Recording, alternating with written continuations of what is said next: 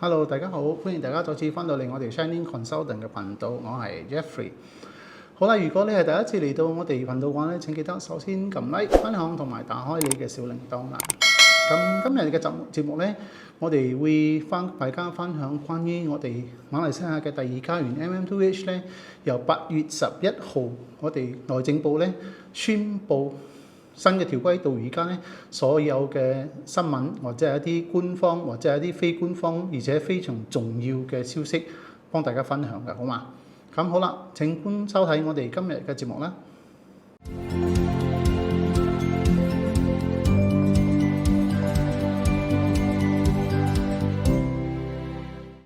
この番組はご覧のスポンサーの提供でお送りします。歡迎大家嚟到我哋嘅節目，再一次收睇關於我哋呢個第二家園嘅新嘅條規公佈之後嘅一啲最新發展同埋一啲更新嘅。好唔講咁多廢話，我哋就開始今日嘅呢個課題啦。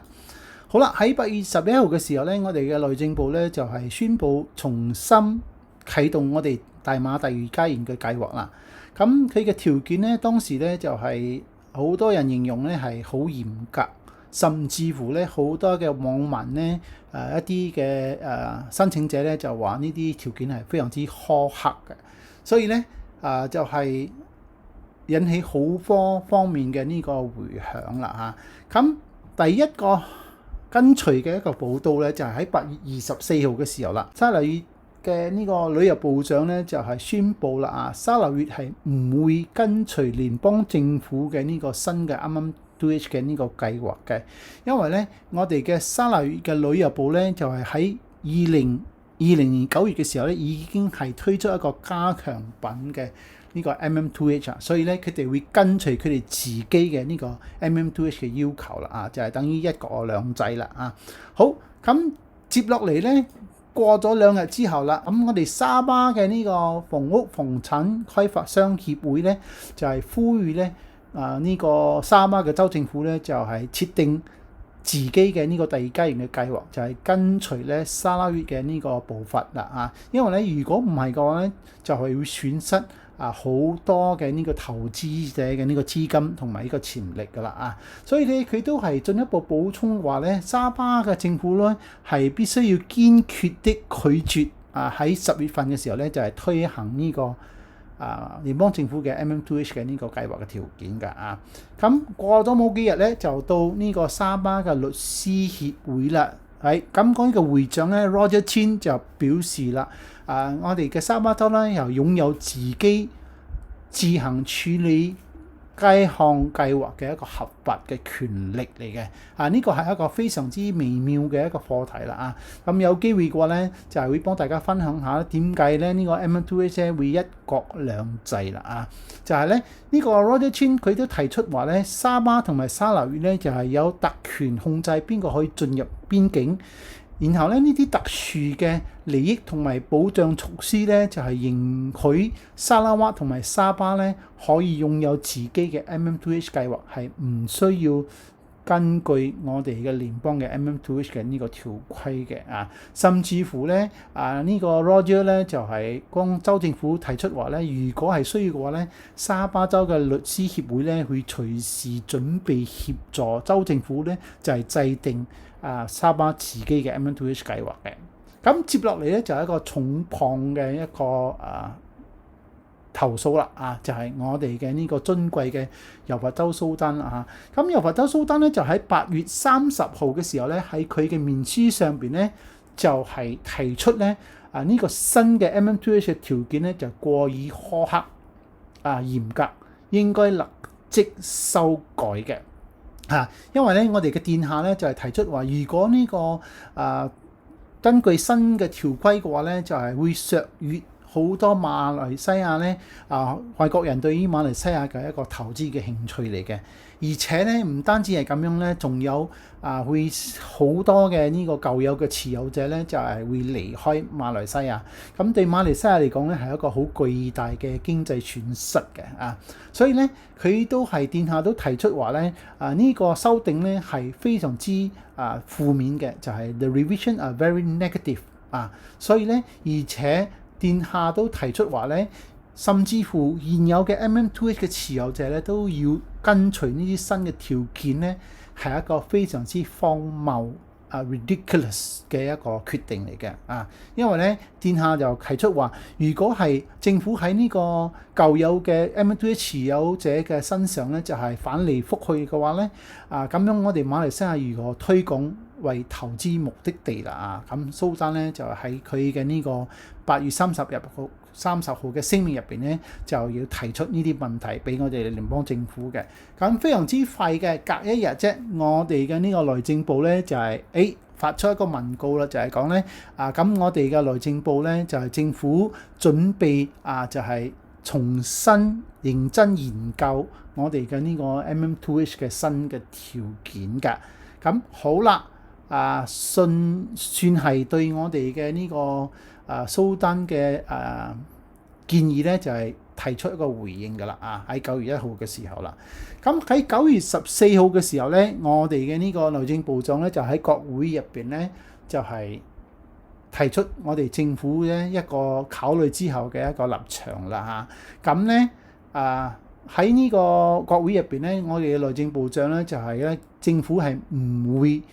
即係審查，即係調低我哋呢個馬來西亞第二家園嘅計劃咧嘅條件嘅，因為咧我確保咧係參與嘅呢個 MM2H 嘅申請人咧係可以為馬來西亞嘅經濟做出貢獻嘅同埋對於國家嘅安全係一個保障佢亦咁樣提出啦所以咧算係話我哋係堅持咁樣嘅一個條件但係咧我哋嘅內政部長咧都有提出話咧，對於現有嘅參與持有者咧就係 case by case basis， 就係咧酌情處理啦就係有非常大嘅可能咧，就係呢啲舊有嘅 MM 持有者咧係唔需要跟隨呢啲最新嘅條件㗎睇佢嘅立場咁樣嚟講啦好，咁就係喺9月14日我哋嘅內政部咧就算係回應咗呢個成個考慮嘅一個立場㗎啦咁好快的喺3日之後咧，我哋嘅殿下咧就係再一次喺佢嘅面書上面咧第二次提出呢一個事件嘅一個回應啦咁我哋嘅殿下咧就係提出話咧呢個內政部咧唔願意審查呢個調整呢個 MM2H 嘅標準咧係一個好唔明智嘅決定，而且咧殿下咧對於呢個係非常之失望嘅因為咧我哋嘅呢個殿下咧就係提出話咧，因為呢個 MM2H 咧其實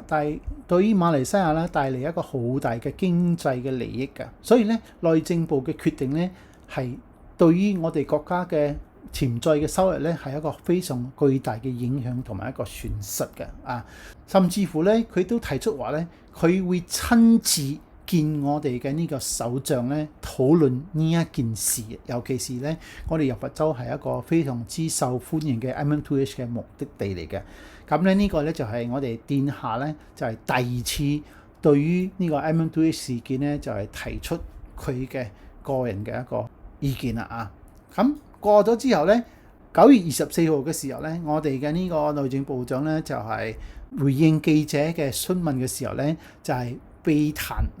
我哋殿下嘅投訴啦再一次捍衛就係提高 MM2H 條件係有利嘅咁甚至乎質疑咧點解我看外呢啲外國人嘅所以咧呢個咧算係再一次嘅好堅決嘅就係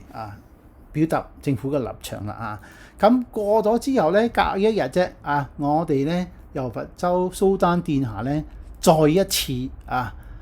就係呢一次咧就見咗我哋嘅首長啦我哋嘅首長咧就特登落到嚟溫山咧就係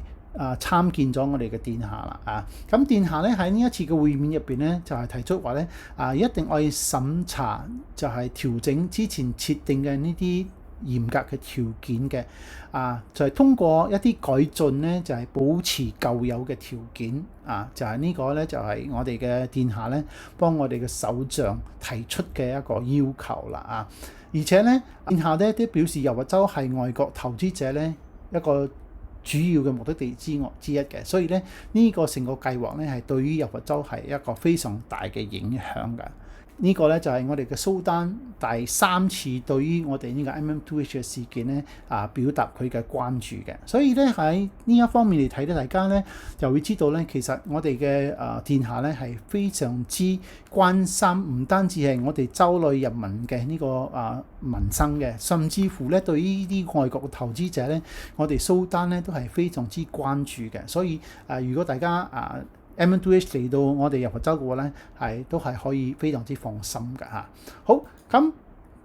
過咗幾日之後，9月28號啦，呢個就係一個比較特殊嘅一個情況啦。點解咧？因為好多嘅呢啲反對黨反對派嘅議員咧，就係喺國會入邊嘅會議咧，都係針對我哋 MM2H 咧，就對於政府發出好多嘅呢個批評啊。但係咧，嚟自佢哋本身嘅政府入邊嘅成員咧，係一個比較特殊嘅例子嘅嚇。所以喺9月28號嘅國會入邊咧，2位議員，第一位咧就係我哋嘅呢個前首相 Najib 啦，佢就提出話咧，Najib 話佢係支持我哋柔佛州蘇丹嘅一個立場嘅，就係維持嗰啲條件對於舊有嘅持有者嘅嚇。因為咧點解咧？增加呢啲條件咧，可以導致咧嗰啲基金流出馬來西亞，甚至乎咧對於我哋嘅馬來西亞嘅產業市場咧造成一個好大嘅動盪啊！所以尤其是喺我哋嘅呢個馬來西亞經濟咧係一個復甦嘅情況之下咧，對於新嘅申請者提高啲要求嘅話咧，係一個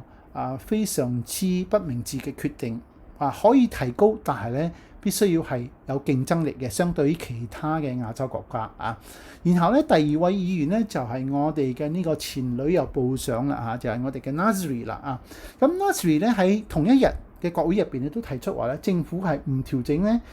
持有者會離開我哋嘅好多嘅舊有嘅持有者會離開馬來西亞啦。所以咧如果佢哋都離開嘅話咧，馬來西亞會流失480億馬幣嘅經濟損失㗎所以而且咧第2點佢提出話咧，喺2002年開始咧，其實第2階段之前係叫做 Silverhead Program 銀髮計劃嘅所以總共2002年到而家咧係有57,000個參與者但係政府何苦咧設下啲過於苛刻嘅條件嚟為難呢啲舊有嘅持有者嘅所以咧第3佢提出嘅一個意見咧就係咧MM2H 係之前係喺旅遊部嚟處理嘅，但係咧到好多個申請到最後咧就係俾移民廳咧就係冇任何嘅解釋之下咧就係拒絕駁翻嗰啲申請嘅。所以如果係呢個馬來西亞第2階段計劃咧，就係我哋內政部嚟處理嘅話咧，會更加嘅困難啦。因為點解咧？佢哋會以國家嘅安全嘅角度咧嚟審視嘅話咧，會有更多嘅申請者咧會拒絕於我哋 MM2H 嘅門外嘅。所以咧，佢哋2位發表嘅意見咧，算係一個非常特殊嘅一個情況，因為咧，甚至乎佢哋自己有啦，都係開咗聲俾壓力我哋政府㗎。好啦，咁以上咧就係關於我哋呢個 MM2H 由8月11號開始公佈到而家咧，所有嘅相關一啲非常重要嘅一啲新聞嘅報導同埋嗰啲各方面嘅反應，尤其是我哋柔佛州蘇丹嘅一啲意見㗎。所以希望咧喺各方嘅壓力之下咧，我哋嘅聯邦政府咧可以再一次嘅審視呢個 MM2H 嘅一啲新嘅條件，尤其是對於呢啲舊有嘅持有者咧，可以更加嘅寬鬆嘅對待嘅，好嘛？好，咁我哋今日嘅節目就分享到呢度啦希望大家中意我哋今日嘅呢個分享如果係你第一次嚟到我嘅頻道嘅話，請記得首先撳 like、分享同埋打開你嘅小鈴燈啦如果你有咩問題嘅話咧，都歡迎大家就係諮詢我哋嘅 WhatsApp 服務專線嘅，我哋服務專員咧係會樂意為大家解答你啲問題嘅，好嘛？好啦，咁我哋下一集節目我哋再見啦，拜拜。